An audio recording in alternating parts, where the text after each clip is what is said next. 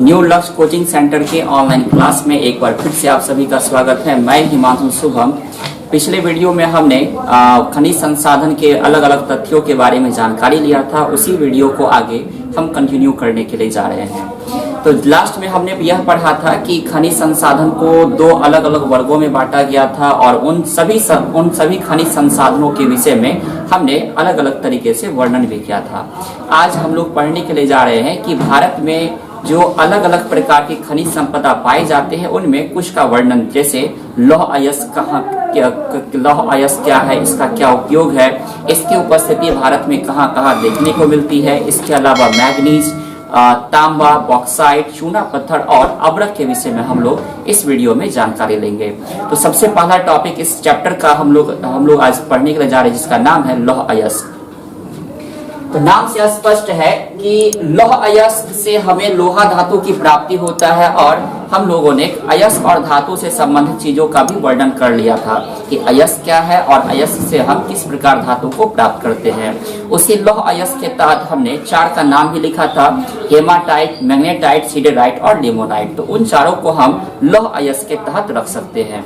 सबसे पहला मैंने स्टार इसमें लिखा है कि लौह अयस्क को उद्योगों की जननी भी कहा गया है। इसका अर्थ है कि सभी उद्योगों को जन्म देने में या सभी उद्योगों की स्थापना में लौह अयस्क की भूमिका महत्वपूर्ण होती है, क्योंकि किसी भी उद्योग को चलाने के लिए हमें मशीन, यंत्र या उपकरण की आवश्यकता होती है और उसे बनाने के लिए लौह अयस्क या लोहा धातु की ही जरूरत होती है। इसीलिए सभी उद्योगों की जननी के रूप में लौह अयस्क को कहा गया है। क्वेश्चन इस चैप्टर के ऑब्जेक्टिव में पूछा भी गया है कि निम्नलिखित में से किसे उद्योगों की जननी कहा गया है, तो आप उत्तर में लोहा या लौह अयस्क लिख सकते हैं।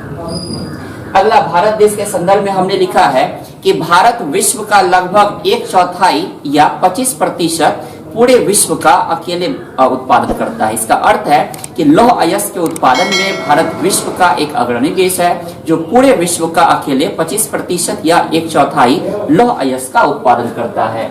इसका चार प्रकार जो हमने पहले भी पढ़ लिया था, हेमाटाइट, मैग्नेटाइट, लिमोनाइट और सिडेराइट। इन चारों में जो सबसे प्रमुख लौह अयस्क है उसका नाम हेमाटाइट है।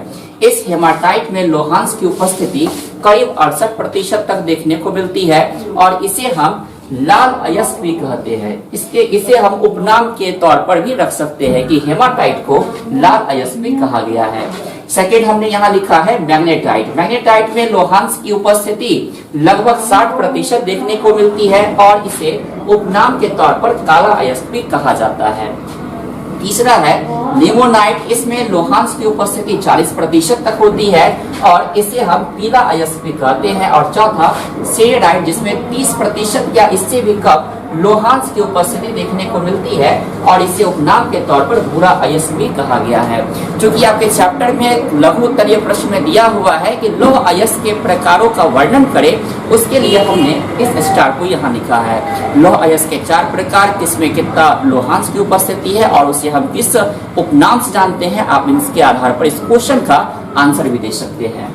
इसके बाद हमने अगला टॉपिक लिखा है भारत के प्रमुख लौह अयस्क उत्पादक राज्य, अर्थात भारत में कौन कौन से राज्य हैं जो लोहा का उत्पादन करते हैं या लौह अयस्क का उत्पादन करते हैं। तो ज्यादा का नहीं, यहाँ हमने बस 5 का नाम लिखा है। और भी राज्य है, ये 5 प्रमुख राज्य है, जिसमें कर्नाटक प्रथम स्थान पे, द्वितीय स्थान पे छत्तीसगढ़, तृतीय स्थान पे उड़ीसा, चौथे स्थान पे गोवा और पश्चिमी स्थान पे झारखंड को रखा गया है। इन 5 में कर्नाटक सबसे ज्यादा लौह अयस्क का उत्पादन करता है, जो अकेले पूरे भारत का 25% लौह अयस्क का उत्पादन करता है। दूसरे स्थान पर छत्तीसगढ़ है, जो पूरे देश का लगभग 20% लौह अयस्क का उत्पादन करता है। उड़ीसा 19%, गोवा 16% और झारखंड 15% लौह अयस्क का उत्पादन करता है। क्वेश्चन आपसे पूछा जा सकता है कि निम्नलिखित में कौन भारत का सबसे बड़ा लौह अयस्क उत्पादक राज्य है। तो आप उसके उत्तर में कर्नाटक राज्य लिख सकते हैं। इसी चैप्टर में एक और क्वेश्चन पूछा गया है कि छत्तीसगढ़ भारत का कितना प्रतिशत लौह अयस्क का उत्पादन करता है, तो उत्तर में आप 20% भी लिख सकते हैं। इसी के आधार पर हमने यहाँ लिख भी दिया है कि भारत का सबसे बड़ा लौह अयस्क उत्पादक राज्य कर्नाटक है। याद रखने के लिए आप स्मरणीय तथ्य के रूप में इसको लिख लेंगे। इसके बाद क्वेश्चन एक दिया हुआ है कि भारत में जो झारखंड राज्य है वहाँ के कौन कौन से ऐसे जिले हैं जो लौह अयस्क का उत्पादन करते हैं। तो कुछ जिलों का नाम हमने यहाँ लिख दिया है। पूर्वी सिंहभूम, पश्चिमी सिंहभूम, सरायकेला, पलामू, धनबाद, रांची, हजारीबाग और लोहरदगा। ये झारखंड राज्य के प्रमुख लौह अयस्क उत्पादक जिले हैं जहां पर लौह अयस्क का उत्पादन किया जाता है। लौह अयस्क से संबंधित आप इन तथ्यों को याद रखिए। अगले हम लोग खनिज की ओर चले जिसका नाम है मैग्नीज। तो मैग्नीज के संदर्भ में हमने पहले भी पढ़ लिया था कि मैग्नीज को लौह युक्त धात्विक खनिज के तहत रखा गया है। इसे उपनाम के तौर पर भूरा हीरा कहा जाता है या भूरा हीरा की संज्ञा दी गई है। अगर इसके उत्पादन और संचित भंडार की बात करें तो विश्व में मैग्नीज के उत्पादन के मामले में भारत का स्थान तीसरा है। बोर्ड एग्जाम में बहुत बढ़िया क्वेश्चन आया भी है कि मैग्नीज के उत्पादन में भारत का स्थान विश्व में कितना है। तो तीसरे नंबर पे भारत देश है, जबकि प्रथम स्थान पर रूस और दूसरे स्थान पर दक्षिण अफ्रीका को रखा गया है। वहीं अगर संचित भंडार की बात करें कि किस देश में मैग्नीज का कितना अधिक भंडार है, उस मामले में प्रथम स्थान पर जिम्बाब्वे और दूसरे स्थान पर अपना भारत देश है। तो आप इन दोनों तथ्यों को याद रखिएगा। संचित भंडार के मामले में भारत दूसरे स्थान पे है, जबकि उत्पादन के मामले में भारत का स्थान विश्व में तीसरा है। और अगर भारत की बात करें कि भारत में मैग्नीज का सबसे अधिक उत्पादन कहाँ होता है, तो वह राज्य आपका उड़ीसा है। तो भारत में मैग्नीज का सबसे अधिक उत्पादन उड़ीसा, और इसके पूर्व हमने पढ़ा था लौह अयस्क का सबसे अधिक उत्पादन कर्नाटक राज्य करता है। इसके बाद लघु उत्तरीय प्रश्न के रूप में बोर्ड एग्जाम में क्वेश्चन आ चुका है कि मैग्नीज के उपयोगों को लिखे। तो हमने कुछ यहाँ पर उपयोग भी लिख दिया है। सबसे पहला और जो सबसे महत्वपूर्ण उपयोग है मैग्नीज का वह है लौह इस्पात के निर्माण में, अर्थात स्टील बनाने में हमें मैग्नीज की आवश्यकता होती है। लौह अयस्क के साथ साथ उसमें मैग्नीज को भी मिलाना पड़ता है, जिसके आधार पर हम लौह इस्पात का निर्माण करते हैं। इसके अलावा बैटरी अर्थात शुष्क सेल बनाने में हम मैग्नीज का प्रयोग करते हैं। दिया सलाई अर्थात माचिस उद्योग में भी मैग्नीज का प्रयोग किया जाता है। चमड़ा उद्योग में, फोटोग्राफी में तथा पेंट और कीटनाशक दवाओं के निर्माण में भी हम मैग्नीज का प्रयोग करते हैं। तो मैग्नीज के उपयोगों के संदर्भ में आप इस तथ्य को याद रख सकते हैं। लौह अयस्क और मैग्नीज खनिज के अध्ययन के पश्चात हम लोग अगला दो पढ़ने के लिए जा रहे हैं, जिसका नाम है तांबा और बॉक्साइट। तो सबसे पहले तांबा के बारे में जानकारी ले ले। तांबा एक अलौह धात्विक खनिज है। अलौह कहने का अर्थ है कि इसमें लोहा का अंश मौजूद नहीं रहता है, अतः इसे हम अलौह धात्विक खनिज कहते हैं। अगर हम अपने भारत देश में देखें कि तांबा का जो प्रगलन का कार्य किया जाता है, अर्थात तांबा को गलाने का कार्य किया जाता है, उसके लिए एकमात्र संस्था बनाया गया है जिसका नाम HCL है। HCL का पूरा नाम हिंदुस्तान कॉपर लिमिटेड होता है। यही वह संस्था है जिसके द्वारा भारत में तांबा प्रगलन का कार्य किया जाता है।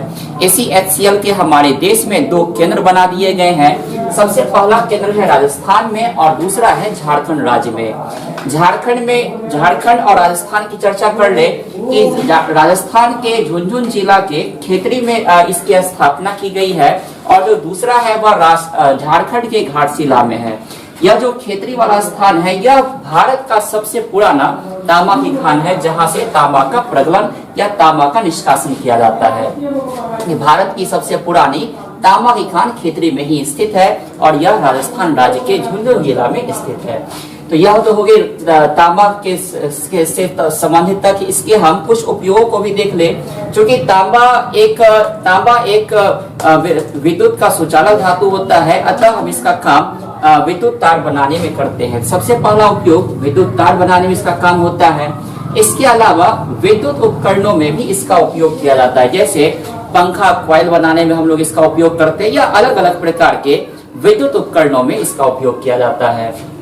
इसके अलावा सिक्का बनाने में, बर्तन बनाने में और कुछ मिश्र धातु अर्थात दो या दो से अधिक धातुओं को मिलाकर एक नया धातु जब बनाते हैं उसे हम मिश्र धातु कहते हैं। तो इन सभी कार्यों में हम तांबा का प्रयोग करते हैं। जैसे तांबा और जस्ता को मिलाने से पीतल नामक मिश्र धातु बनता है और साथ ही साथ तांबा और टीन को मिलाने से कांसा नामक मिश्र धातु बनता है। तांबा से संबंधित इन तथ्यों को आप याद रख सकते हैं। इसके बाद जो अगला हमने खनिज का नाम लिखा है उसका नाम है बॉक्साइट। बॉक्साइट जैसा कि हमने पहले पढ़ चुका है कि बॉक्साइट से हमें एल्युमिनियम धातु की प्राप्ति होती है। क्योंकि एल्युमिनियम में लोहा का अंश मौजूद नहीं है, इसीलिए बॉक्साइट एक अलौह धात्विक खनिज है, इसमें लोहा का अंश मौजूद नहीं होता है। इसके अलावा अगर हम इसके अयस्क से चर्चा करें कि किस धातु की प्राप्ति होती है, तो बॉक्साइट से हमें एल्युमिनियम धातु की प्राप्ति होती है, अर्थात एल्युमिनियम धातु का अयस्क बॉक्साइट है। हमारे देश में बॉक्साइट का सबसे अधिक उत्पादन करने वाला राज्य ओडिशा है। इसके अलावा झारखंड, कर्नाटक, महाराष्ट्र, इन राज्यों में भी इसका उत्पादन होता है, लेकिन सबसे ज्यादा उत्पादन ओडिशा राज्य करता है। इसके उपयोग को देख ले। सबसे पहला उपयोग हमने लिखा है वायुयान का ढांचा बनाने में। चूंकि एल्युमिनियम एक मजबूत धातु है और साथ ही साथ हल्का भी होता है, इसीलिए हम वायुयान का जो ऊपरी संरचना है अर्थात ढांचा है उसे बनाने के लिए बॉक्साइट अर्थात एल्युमिनियम का प्रयोग करते हैं। क्योंकि इसमें लोहांश की उपस्थिति नहीं है, इसलिए इसमें जंग भी नहीं लगता है। अतः जलयान की पैंदी बनाने के लिए हम लोग बॉक्साइट का प्रयोग कर सकते हैं। इसके अलावा बर्तन बनाने के लिए, विद्युत तार बनाने के लिए और घरेलू सजावट के सामानों को बनाने के लिए भी हम एल्युमिनियम का अर्थात बॉक्साइट का प्रयोग करते हैं। साथ ही साथ सफेद सीमेंट को बनाने के लिए भी हम बॉक्साइट का प्रयोग करते हैं। अगले खनिज की ओर चले जिसका नाम लिखा हुआ है अब्रक। इसके पूर्व हमने अलग अलग खनिजों का अध्ययन कर लिया है। अब्रक की बात करें तो अब्रक एक अधात्विक खनिज है। कहने का अर्थ हुआ कि इसमें धातु के गुण लगभग नहीं पाए जाते हैं, अतः इसे हम अधात्विक खनिज के तहत रख सकते हैं। जहाँ तक इसके प्रकार की बात करें तो अब्रक के सामान्यतः 3 प्रकार बताए गए हैं, मस्कोवाइट, बायोटाइट और फ्लोगोफाइट। तीनों का नाम अच्छे से आप ध्यान में रखिए। अब्रक के 3 प्रकार है, मस्कोवाइट, बायोटाइट और फ्लोगोफाइट। इन तीनों में सर्वोच्च कोटि का अब्रक मस्कोवाइट को बतलाया गया है, जिसे हम बंगाल रूबी या रूबी अब्रक भी कहते हैं। हमारे भारत देश में जो बिहार और झारखंड राज्य है, यह सबसे अधिक बंगाल रूबी या रूबी अब्रक का उत्पादन किया जाता है और यह सबसे अच्छी क्वालिटी का अब्रक बतलाया गया है।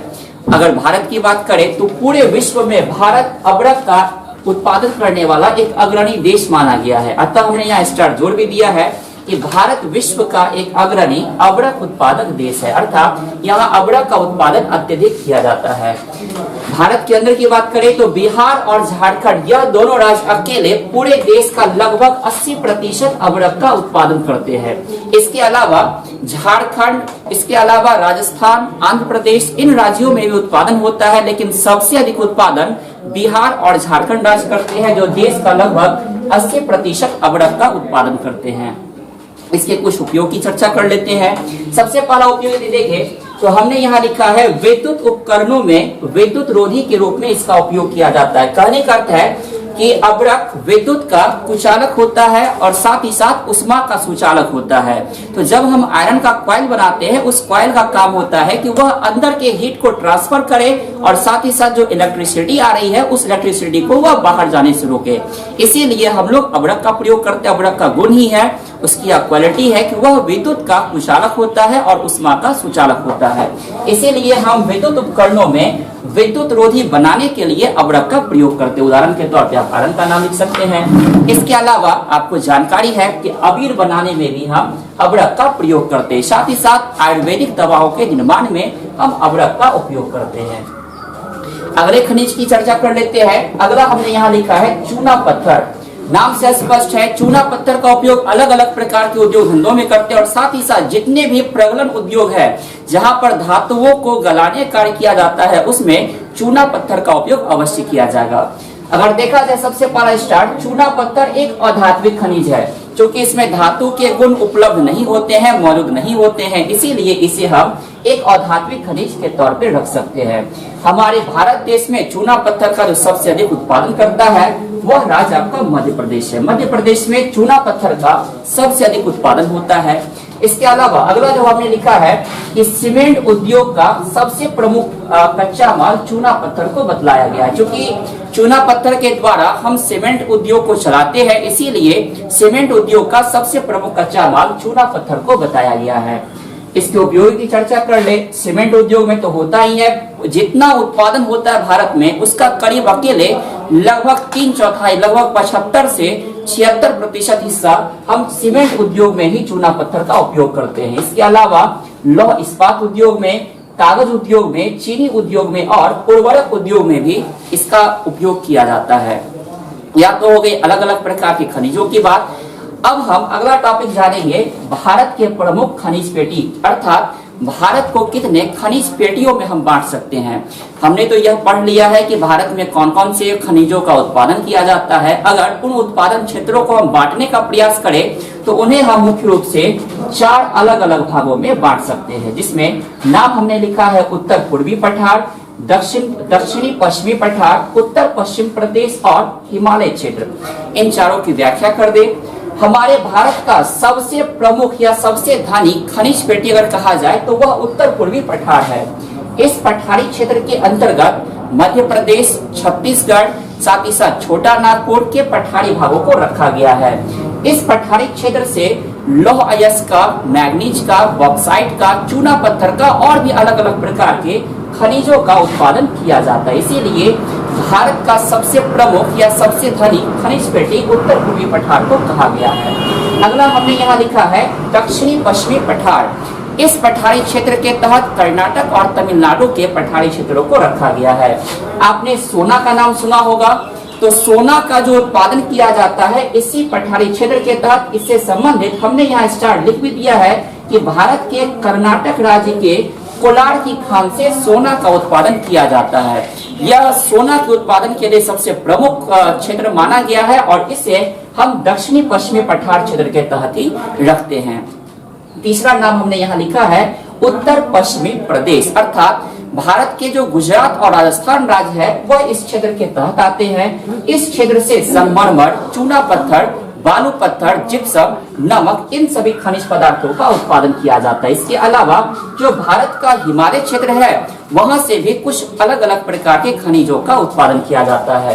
तो यह भारत के 4 प्रमुख खनिज पेटी वाले क्षेत्र है जहां से हम अलग अलग प्रकार के खनिजों का उत्पादन करते हैं।